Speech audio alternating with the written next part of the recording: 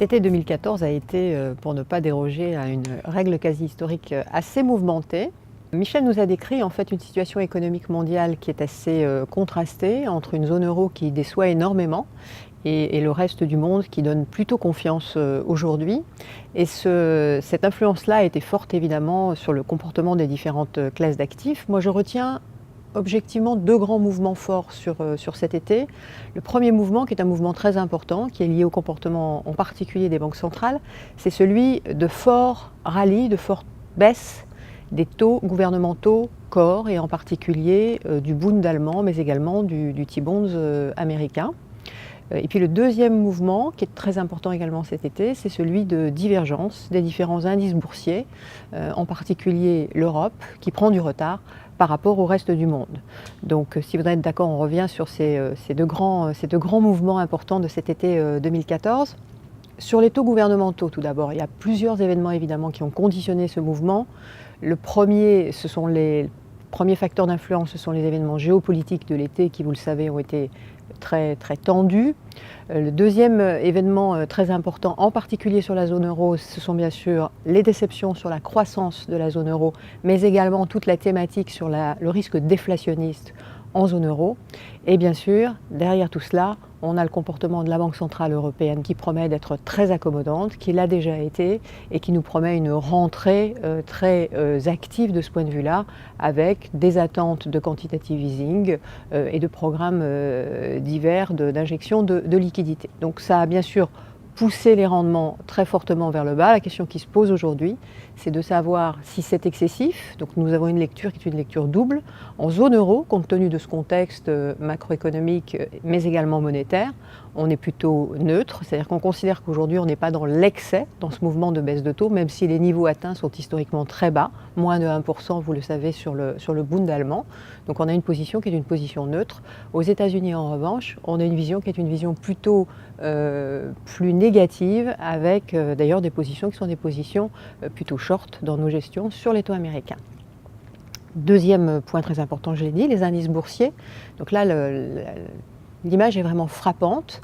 10% d'écart entre les indices émergents sur les 3 derniers mois et les indices européens, 8% entre l'indice américain et puis les indices européens.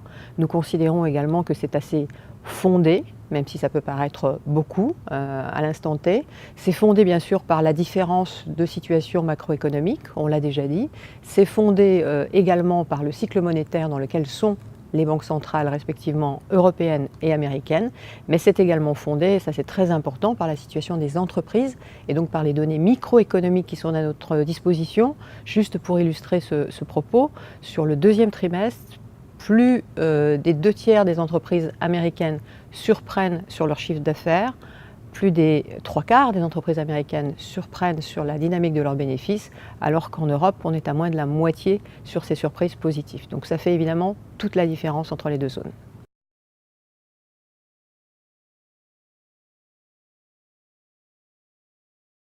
On a bien sûr dans ce contexte une gestion assez mobile et dynamique sur les différentes classes d'actifs. Donc le premier facteur de mobilité, ça a été notre exposition aux actions, qui a pas mal varié au cours de l'été. Pour l'illustrer, notre exposition actions a varié entre 50 et 60% au cours de l'été. C'est surtout la poche européenne qui a beaucoup bougé, puisque c'est elle qui a été le plus grand facteur, je dirais, de volatilité sur l'été.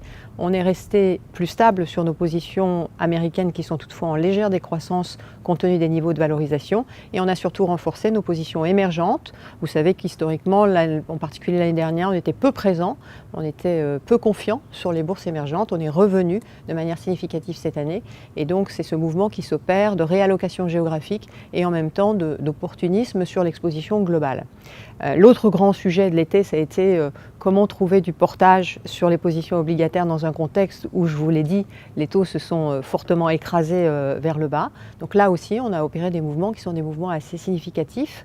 On est globalement moins investi qu'on ne l'était au début de l'année sur le crédit.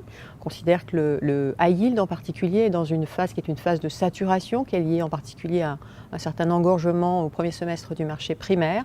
Et en revanche, on a beaucoup poussé nos positions sur les dettes émergentes et en particulier sur les dettes émergentes en devise locale qui nous paraissent aujourd'hui avoir la meilleure valeur relative dans le contexte obligataire. Et puis pour compléter tout cela, on est plutôt toujours friand de stratégies non directionnelles sur les produits obligataires et donc de produits de performance absolue qui nous évitent d'être trop exposés au directionnel des taux dont on voit qu'il est difficile à capter, plus quelques positions short sur les taux américains comme précisé tout à l'heure.